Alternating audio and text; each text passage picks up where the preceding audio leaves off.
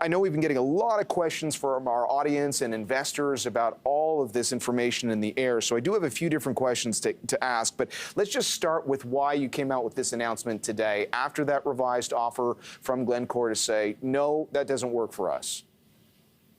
Yeah, so our management team and board, of course, reviewed the revised proposal through the lens of what is in the best interest for all of our shareholders. Once again, we concluded that this was a non-starter. Essentially, we have a plan in place to separate our steelmaking coal business from our base metals business. We continue to think that is the most value accretive path for Teck shareholders. The revised proposal from Glencore didn't address many of the major issues we saw with their prior proposal, which is the exposure to significant jurisdiction and ESG risks for Teck shareholders, the combination of an oil trading business with a base metals business, and also the significant execution risk associated with their transaction. We think there are a lot of regulatory hurdles that would need to be crossed, and the timeline to execution could take many years, which would leave Teck shareholders with significant uncertainty. It's also worth mentioning that in the revised proposal from Glencore, there was no improvement in the value that they offered our shareholders either. So, we reviewed it rigorously, as we always do, through a lens on value and risk and what's in the best interest of our shareholders. But ultimately, once again, we've rejected this as being a non-starter. Well, I was going to ask about the value. And just to clarify for our audience, when you talk about ESG realities today, going back to your own plan and I guess the more complicated environment for being a coal investor, we've talked to a lot of people in recent days about the challenges for some institutional investors in investing in that area. But I guess, so would you have felt differently, just to clarify what you just said there, would you have felt differently if their revised offer, the total value had increased as a result of what they brought to the table?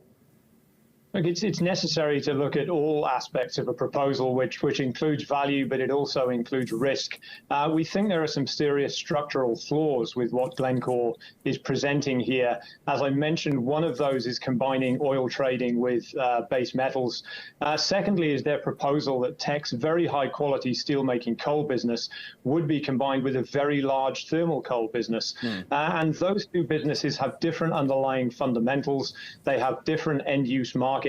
And they have very different roles to play in the energy transition. Steelmaking coal, in particular, is required to make steel, which is required to build the infrastructure that's needed for decarbonisation and electrification. And Elk Valley Resources, the vehicle that we're proposing to spin out, would produce one of the highest quality steelmaking coals, which our steelmakers tell us will actually help them to decarbonise their operations.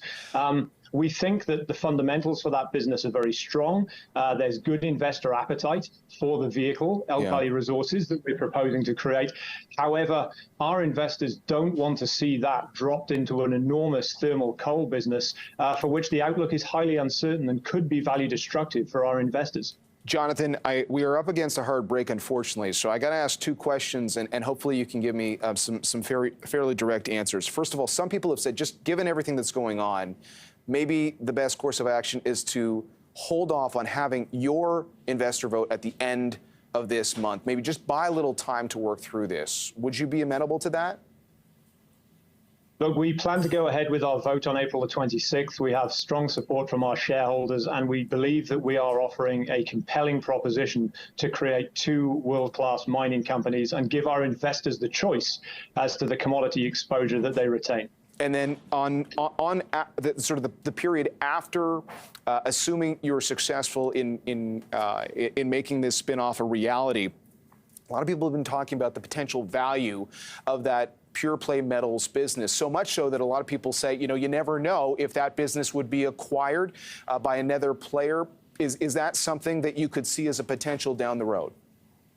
We think that metals business is highly attractive. It has the best copper growth pipeline in the industry, and we will double our consolidated copper production in the course of the next 12 months. There's no other vehicle like that out there. We think that the separation and creating Teck Metals as a pure play base metals player will provide a spectrum of new opportunities for that business and to create value for our shareholders.